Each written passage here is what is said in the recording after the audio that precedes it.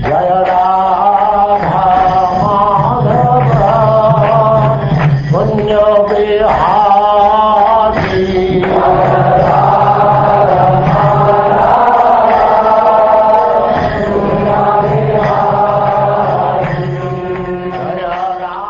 And now chapter 9, Appearance of the demon Vritrasura.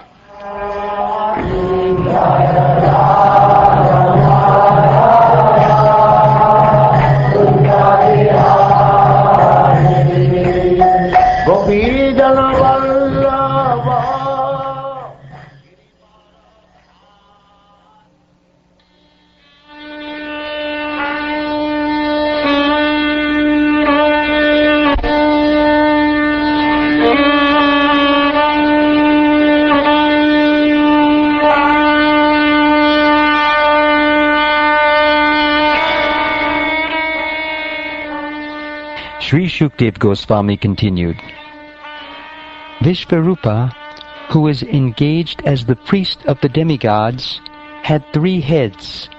He used one to drink the beverage somaras, another to drink wine, and the third to eat food.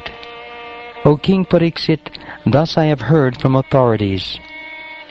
O Maharaj Pariksit, the demigods were related to Vishvarupa from his father's side, and therefore he visibly offered clarified butter in the fire while chanting mantras such as Indraya Idam Svaha, which means this is meant for King Indra, and Idam Agnaye, which means this is for the demigod of fire.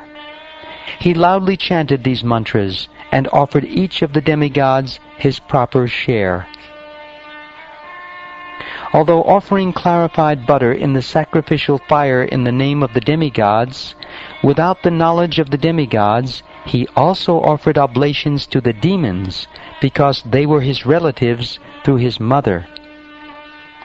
Once upon a time, however, the king of heaven, Indra, understood that Vishvarupa was secretly cheating the demigods by offering oblations on behalf of the demons.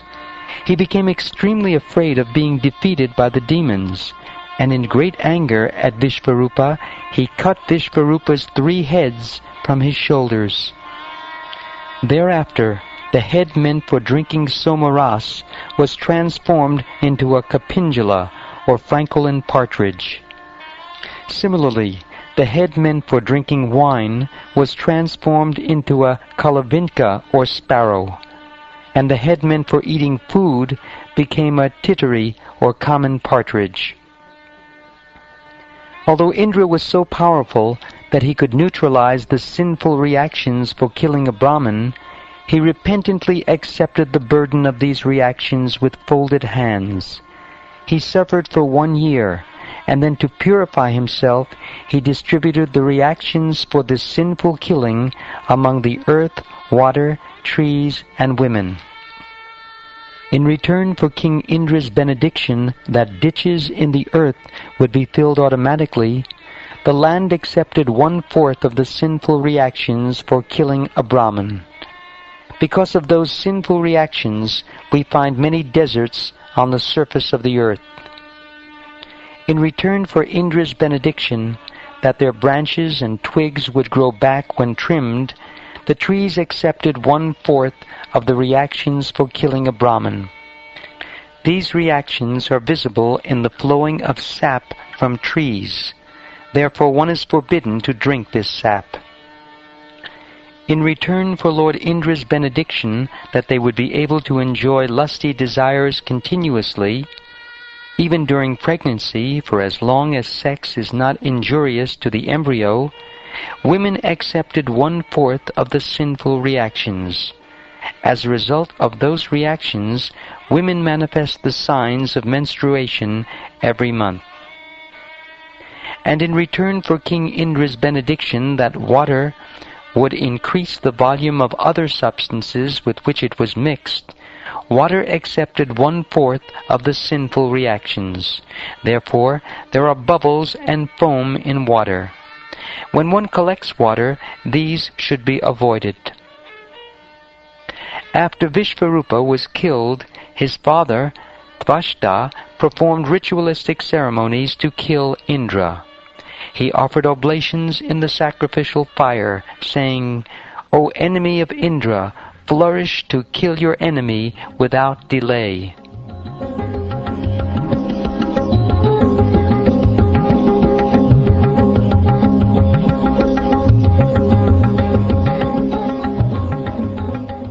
Thereafter, from the southern side of the sacrificial fire, known as Anvaharya, came a fearful personality who looked like the destroyer of the entire creation at the end of the millennium.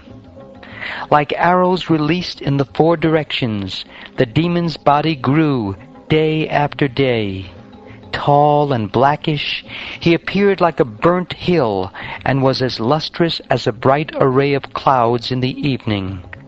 The hair on the demon's body and his beard and mustache were the color of melted copper, and his eyes were piercing like the midday sun. He appeared unconquerable, as if holding the three worlds on the points of his blazing trident. Dancing and shouting with a loud voice, he made the entire surface of the earth tremble, as if from an earthquake.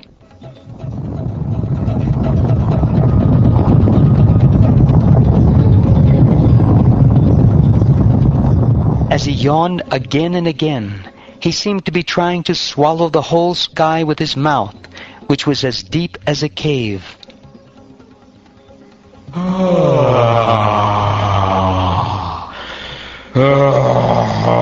He seemed to be licking up all the stars in the sky with his tongue and eating the entire universe with his long, sharp teeth. Seeing this gigantic demon, everyone in great fear ran here and there in all directions. That very fearful demon, who was actually the son of Tvashta, covered all the planetary systems by dint of austerity. Therefore, he was named Vritra, or one who covers everything. The demigods, headed by Indra, charged the demon with their soldiers, striking him with their own transcendental bows and arrows and other weapons, but Vritrasura swallowed all their weapons. Struck with wonder and disappointment upon seeing the strength of the demon, the demigods lost their own strength. Therefore, they all met together to try to please the Supersoul, the Supreme Personality of Godhead, Narayan, by worshipping him. The demigods said, "The three worlds are created by the five elements, namely ether, air, fire, water, and earth, which are controlled by various demigods, beginning from Lord Brahma. Being very much afraid that the time factor will end our existence, we offer presentations unto time by performing our work as time dictates. The time factor himself, however, is afraid of the Supreme Personality of Godhead. Therefore, let us now worship that Supreme Lord, who alone can give us full protection. Free from all material conceptions of existence, and never wonder-struck by anything, the Lord is always jubilant and fully satisfied by his own spiritual perfection. He has no material designations, and therefore he is steady and unattached. That Supreme Personality of Godhead is the only shelter of everyone. Anyone desiring to be protected by others is certainly a great fool who desires to cross the sea by holding the tail of a dog." The Manu named King Satyavrata formerly saved himself by tying the small boat of the entire world to the horn of the Matsya Avatara, the fish incarnation. By the grace of the Matsya Avatar, Manu saved himself from the great danger of the flood. May that same fish incarnation save us from the great and fearful danger caused by the son of Tvashta. In the beginning of creation, a tremendous wind caused fierce waves of inundating water. The great waves made such a horrible sound that Lord Brahma almost fell from his seat on the lotus into the water of devastation. But he was saved with the help of the Lord. Thus, we also expect the Lord to protect us from this dangerous condition. the Supreme Personality of Godhead, who created us by His external potency, and by whose mercy we expand the creation of the universe, is always situated before us as the Supersoul. But we cannot see His form. We are unable to see Him because all of us think that we are separate and independent gods. By His inconceivable internal potency, the Supreme Personality of Godhead expands into various transcendental bodies as Vamanadev, the incarnation of strength among the demigods, Parasurama, the incarnation among saints, Nrsingadev and Varaha, incarnations among animals, and Matsya and Kurma, incarnations among aquatics. He accepts various transcendental bodies among all types of living entities, and among human beings He especially appears as Lord Krishna and Lord Ram. By His causeless mercy He protects the demigods, who are always harassed by the demons. He is the supreme worshipable deity of all living entities. He is the supreme cause, represented as the male and female creative energies. Although different from this universe, He exists in His universal form, or Vrtrasura.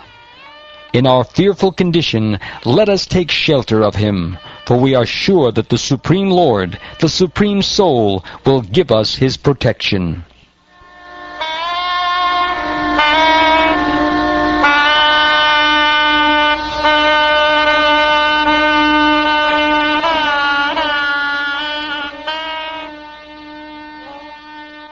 Sri Shukdev Goswami said, My dear king, when all the demigods offered him their prayers, the Supreme Personality of Godhead, Lord Hari, carrying His weapons, the conch shell, disc, and club, appeared first within their hearts, and then before them.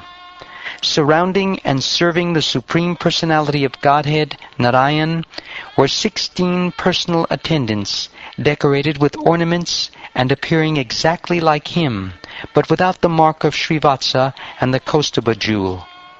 O king, when all the demigods saw the Supreme Lord in that posture, smiling with eyes like the petals of lotuses grown in autumn, they were overwhelmed with happiness and immediately fell down like rods, offering dandavats. Then they slowly rose and pleased the Lord by offering Him prayers.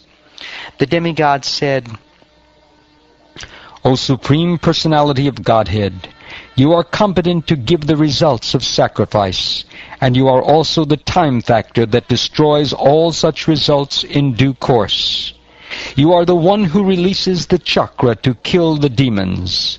O Lord, who possesses many varieties of names, we offer our respectful obeisances unto You. O Supreme Controller, You control the 3 destinations, such as promotion to the heavenly planets, birth as a human being, and condemnation in hell. Yet Your supreme abode is Vaikuntha Dham. Since we appeared after You created this cosmic manifestation, Your activities are impossible for us to understand. We therefore have nothing to offer You but our humble obeisances.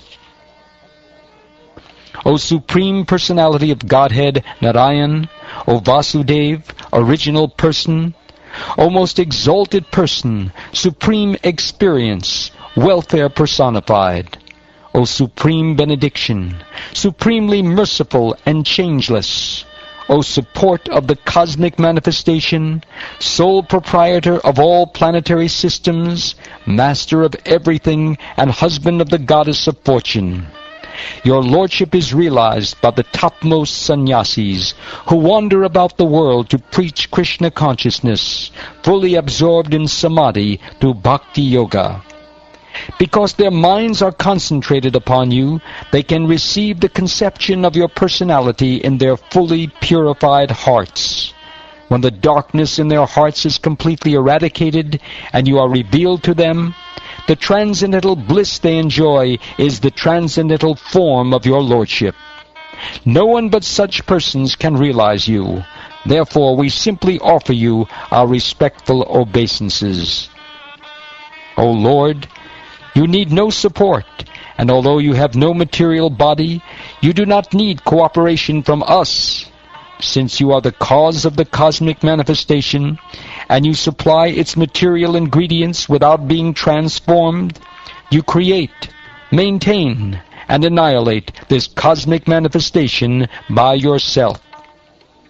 Nevertheless, although you appear engaged in material activity, you are transcendental to all material qualities. Consequently, these transcendental activities of yours are extremely difficult to understand. These are our inquiries. The ordinary conditioned soul is subject to the material laws, and he thus receives the fruits of his actions. Does your lordship, like an ordinary human being, exist within this material world in a body produced by the material modes? Do you enjoy or suffer the good or bad results of actions under the influence of time, past work, and so forth? Or, on the contrary, are you present here only as a neutral witness who is self-sufficient, free from all material desires, and always full of spiritual potency? We certainly cannot understand your actual position. O Supreme Personality of Godhead, all contradictions can be reconciled in you. O Lord, since you are the Supreme Person, the reservoir of unlimited spiritual qualities, the Supreme Controller, your unlimited glories are inconceivable to the conditioned souls. Many modern theologians argue about right and wrong without knowing what is actually right. Their arguments are always false, and their judgments inconclusive, because they have no authorized evidence with which to gain knowledge of you. Because their minds are agitated by scriptures containing false conclusions, they are unable to understand the truth concerning you. Furthermore, because of polluted eagerness to arrive at the right conclusion, their theories are incapable of revealing you, who are transcendental to their material conceptions. You are one without a second, and therefore in you contradictions like doing and not doing, happiness and distress, are not contradictory. Your potency is so great that it can do and undo anything as you like. With the help of that potency, what is impossible for you? Since there is no duality in your constitutional position, you can do everything by the influence of your energy. A rope causes fear for a bewildered person who considers it a snake, but not for a person with proper intelligence who knows it to be only a rope. Similarly, you, as the supersoul in everyone's heart, inspire fear or fearlessness according to one's intelligence, but in you there is no duality. With deliberation, one will see that the Supreme Soul, although manifested in different ways, is actually the basic principle of everything. The total material energy is the cause of the material manifestation, but the material energy is caused by Him. Therefore, He is the cause of all causes, the manifester of intelligence and the senses. He is perceived as the supersoul of everything. Without Him, everything would be dead. You, as that supersoul, the Supreme Controller, are the only one remaining. Therefore, O killer of the Madhu demon, incessant transcendental bliss flows in the minds of those who have even once tasted but a drop of the nectar from the ocean of your glories. Such exalted devotees forget the tiny reflection of so-called material happiness produced from the material senses of sight and sound. Free from all desires, such devotees are the real friends of all living entities. Offering their minds unto you and enjoying transcendental bliss, they are expert in achieving the real goal of life. O Lord, you are the soul and dear friend of such devotees, who never need return to this material world. How could they give up engagement in your devotional service?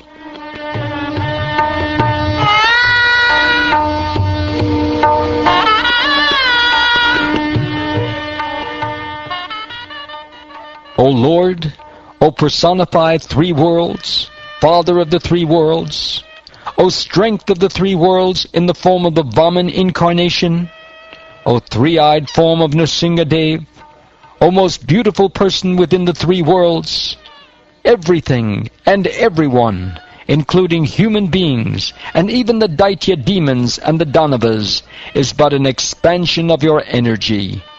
O supremely powerful one, you have always appeared in your forms as the various incarnations to punish the demons as soon as they become very powerful. You appear as Lord Vamanadev, Lord Ram, and Lord Krishna. You appear sometimes as an animal like Lord Boar, sometimes a mixed incarnation like Lord Nrsingadev and Lord Hayagriva, and sometimes an aquatic like Lord Fish and Lord Tortoise. Assuming such various forms, you have always punished the demons and Danavas. We therefore pray that your Lordship appear today as another incarnation, if you so, to kill the great demon Vritrasura. O Supreme Protector, O Grandfather, O Supreme Pure, O Lord, we are all surrendered souls at your lotus feet. Indeed, our minds are bound to your lotus feet in meditation by chains of love. Now please manifest your incarnation. Accepting us as your own eternal servants and devotees, be pleased with us and sympathetic toward us. By your love-filled glance, with its cool and pleasing smile of sympathy, and by the sweet nectarian words emanating from your beautiful face, free us from the anxiety caused by this Vritrasura, who always pains the cores of our hearts. O Lord, as the small sparks of a fire cannot possibly perform the actions of the whole fire, we sparks of your Lordship cannot inform you of the necessities of our lives. You are the complete whole. Therefore, of what do we need to inform you?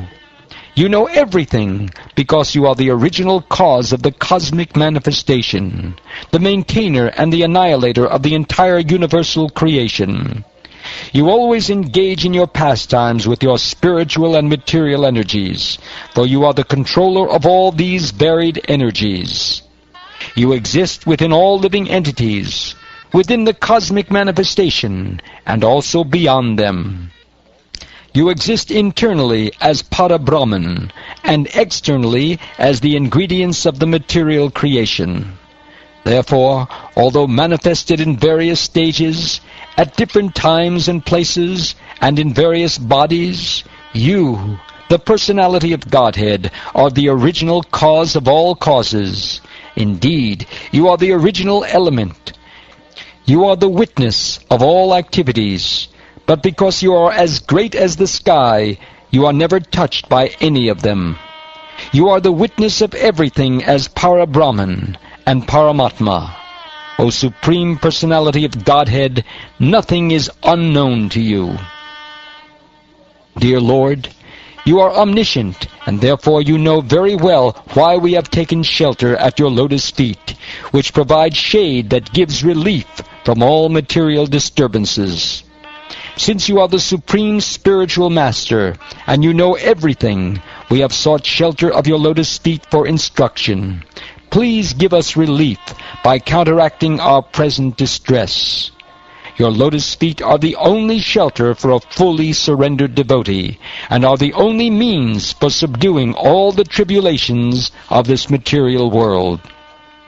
Therefore, O Lord, O Supreme Controller, O Lord Krishna, please annihilate this dangerous demon Vritrasura, Tvashta's son, who has already swallowed all our weapons, our paraphernalia for fighting, and our strength and influence.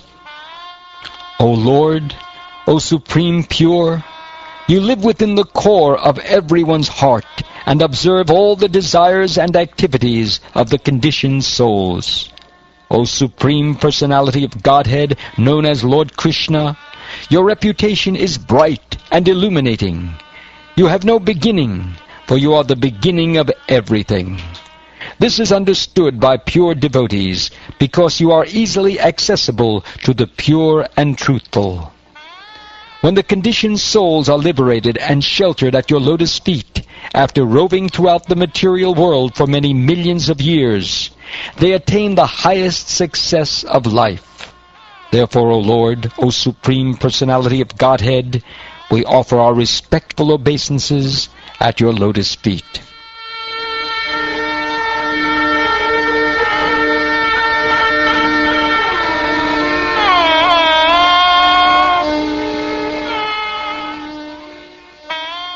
Sri Shukdev Goswami continued, O King Pariksit, when the demigods offered the Lord their sincere prayers in this way, the Lord listened by his causeless mercy. Being pleased, he then replied to the demigods, O beloved demigods, you have offered your prayers to me with great knowledge, and I am certainly most pleased with you.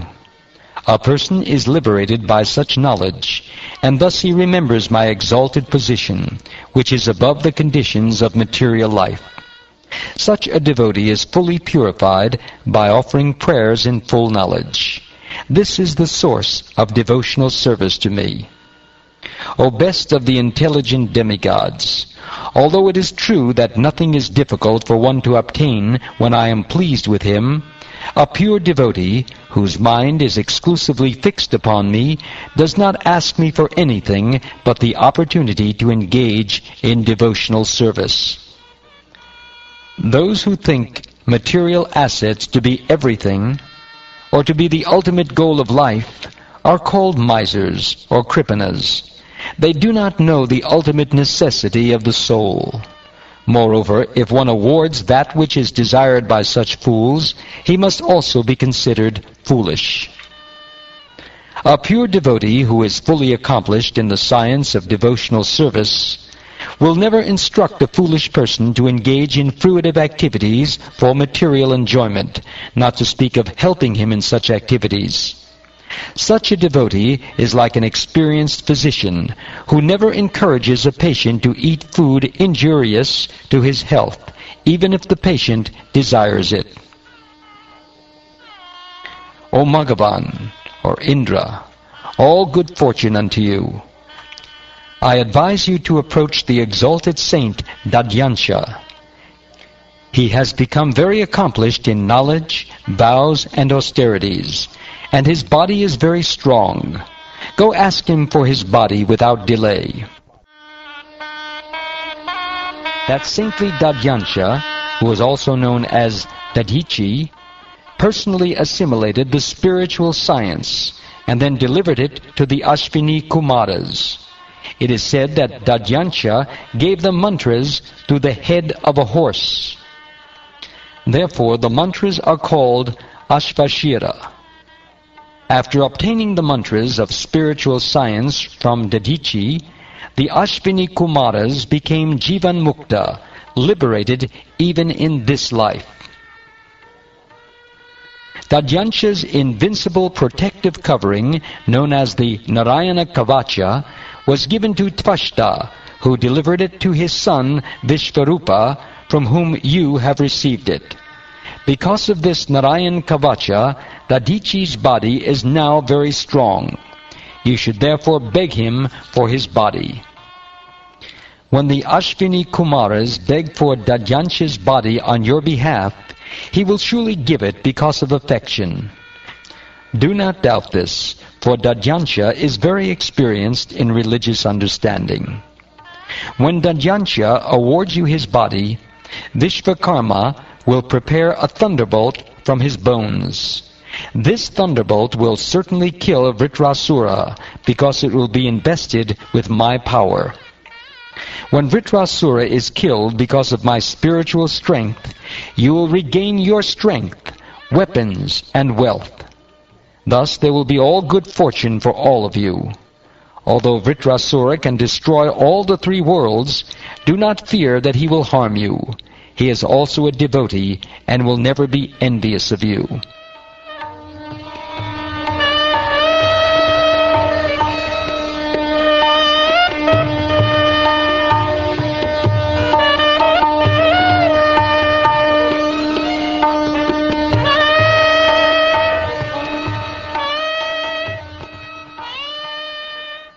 Thus ends the 9th chapter of the 6th canto of the Srimad-Bhagavatam, entitled Appearance of the Demon Vritrasura.